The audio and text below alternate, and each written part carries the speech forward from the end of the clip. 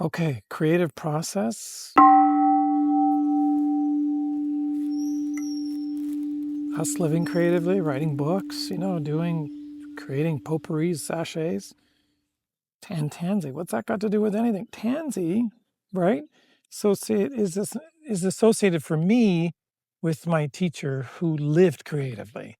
Like we need mentors that are creative. We need mentors around us that actually live this stuff. Live this. I was going to say shite.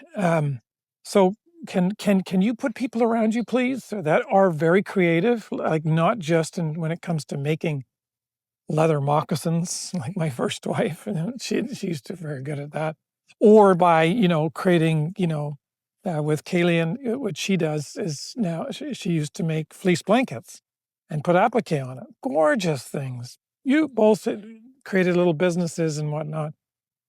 But Donald was this person, or Ann Donald was this person, this mentor of mine, who lived so creatively. He lived so he went in such a deep way that he was able to find this freedom, right? That is there for us. We want to think, oh, it's freedom, financial freedom. We want to think it's on the outside.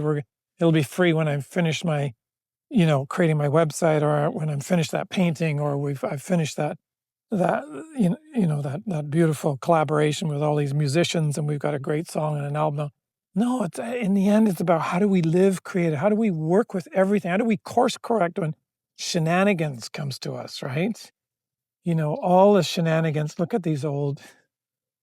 These are all the. I can't remember now what they're called.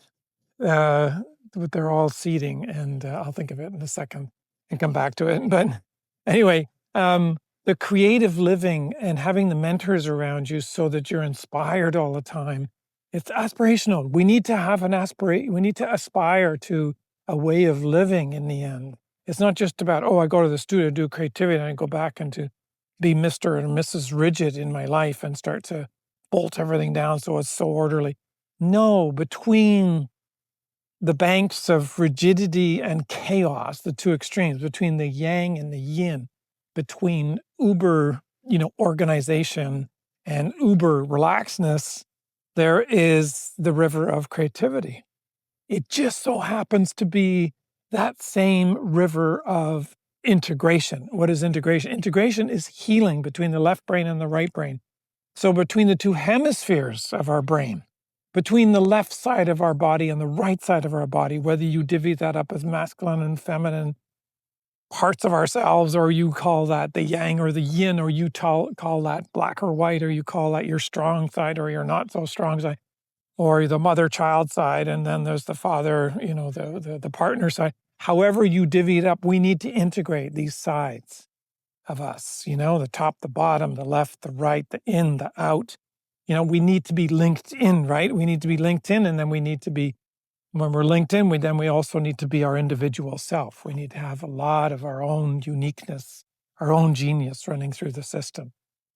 So mentors and having a village of support around us is key to us living this life of creativity, of feeling like you're in that flow, right? Remember, we were talking about flow.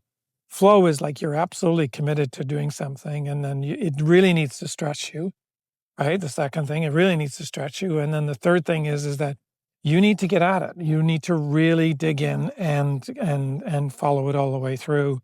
So those are things that keep you in that creative flow, in that creative river, that integration of a river. But we want to put mentors around us that when we look to the left or we look to the right, they're going to be those people that are holding our feet to the fire, right, of creativity. So just to say that, lupins, that's what these guys are. The lupins are all gone to seed. Yeah. And so tansy for me is that beautiful flower that reminds me of and the beautiful bee there. And if we can see that, reminds me of, yes, creativity, of creative mentorship, of us. Oh, I gotta get through this tangle of the jungle of tansy. Reminds me of my teacher. He used to make tansies, potpourri, and sachets.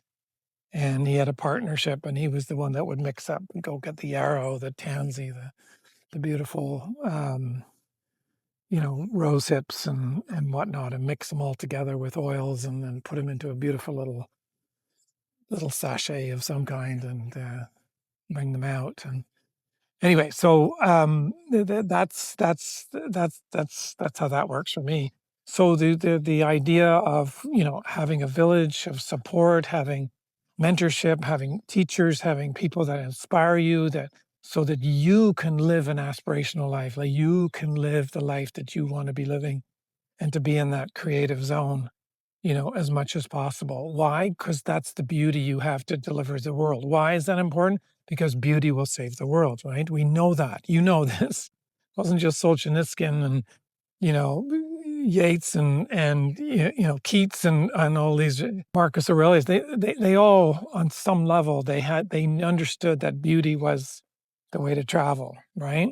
So, in the beauty river, and that means being creative, and that means reversing it out this other way now. So yeah, if we're creative, then we're in the river, and then if we're in the river, we are accessing and bringing to the world things that we find inspiring and beautiful, and then if we make them, we make soul in the world, we make beauty in the world, like we make love in the world.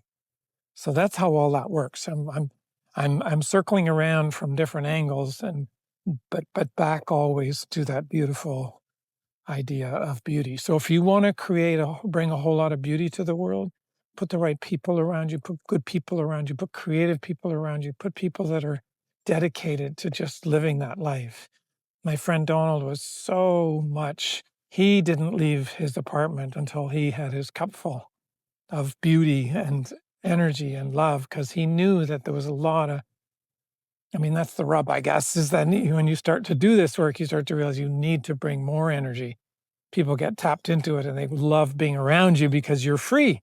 You're giving people their freedom. That's how you've become free. You access freedom on the inside, then you can bring that freedom to your relationships, and then people will then naturally want more of you. And so then you have to restore the cup. So now you got to get from 7.13 to 7.134, and then to 7.135, and you have to keep bringing more and more, because people get used to that high grade beauty that you're carrying around and delivering. You guys get this? Of course you do.